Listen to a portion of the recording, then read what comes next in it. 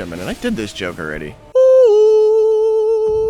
So you can pretty much go with any twin blade, but I went with just the regular one at first. This one is the easiest to get, and you can get it in this location. I put Keen on it, that way it scales off of decks a lot better.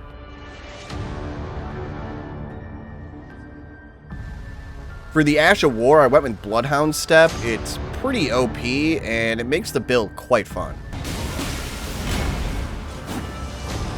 You're also going to want to pick up a Gravelstone Seal, at least one. You don't necessarily need 2 of them, but it will help out because you will get a bonus 17% for having that second one.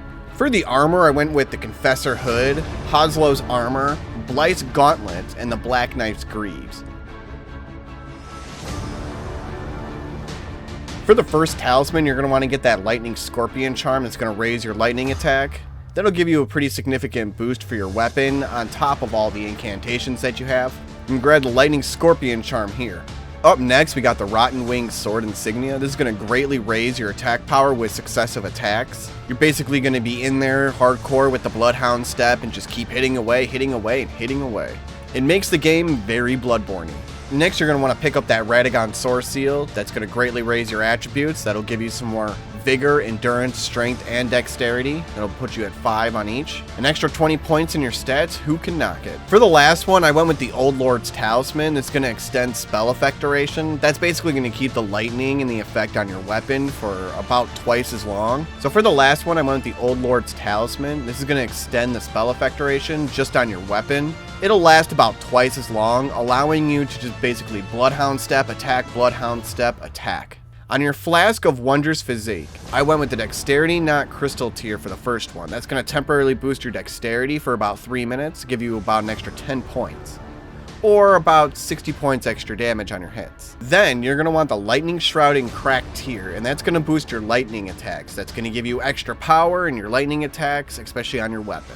Just keep slicing away. For the Great Rune, I just went with Godric's Great Rune. I'm not really using the Great Runes too much, so if you really need those extra 5 points in your stats, go for it.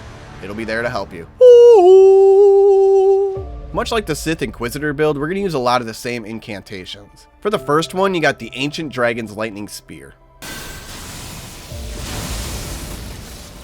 The second one you're going to want to get is the Ancient Dragon's Lightning Strike. That's going to be your big AoE spell mostly.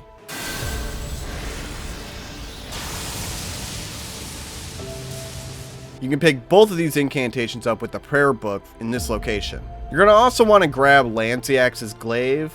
It's just a fun spell to do, especially when you're wielding them in both hands.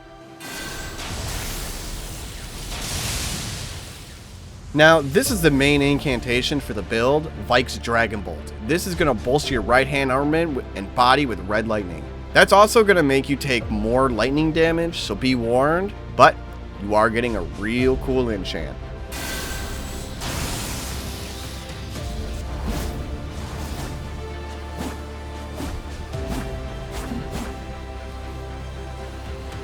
You can pick Vike's Dragon Bolt up here. So for the last one, I just went with Rejection. That's just the force push away, essentially.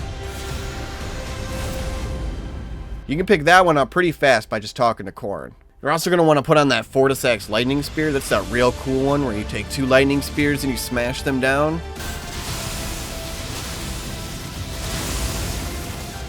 If you'd like, you can also power yourself up with Flame Grant Me Strength and Golden Vow. Those 2 incantations are going to give you quite a bit more attack power as well, and since you're already pumping Faith, hey, might as well use them, right? So for Vigor, you're going to want to pump that up to about 50 or so, give you a decent amount of health. That'll allow you to stay in the fight significantly well. For Mind, I put that up to 30. That'll give me a good amount of FP just to be able to keep up the Bloodhound Step, keep up the Vike's Dragon Bolt, and if I need to, I can use other incantations. Endurance is set to 20. That's pretty much all I needed for the build in order to wear the armor and have all the other gear that I needed. I have Strength at 16, even though the Twin Blade that I'm using only requires 10. 16 is pretty much what you're going to want if you're going to use some other Twin Blades, so be warned. Dexterity, I put to 50. You're also going to be pumping that up a bit, so you'll get that extra attack power with your flask and your talismans. Intelligence, I didn't do anything, or arcane with. And then faith, I put it up to 46, and that's going to allow us to use every single one of those incantations.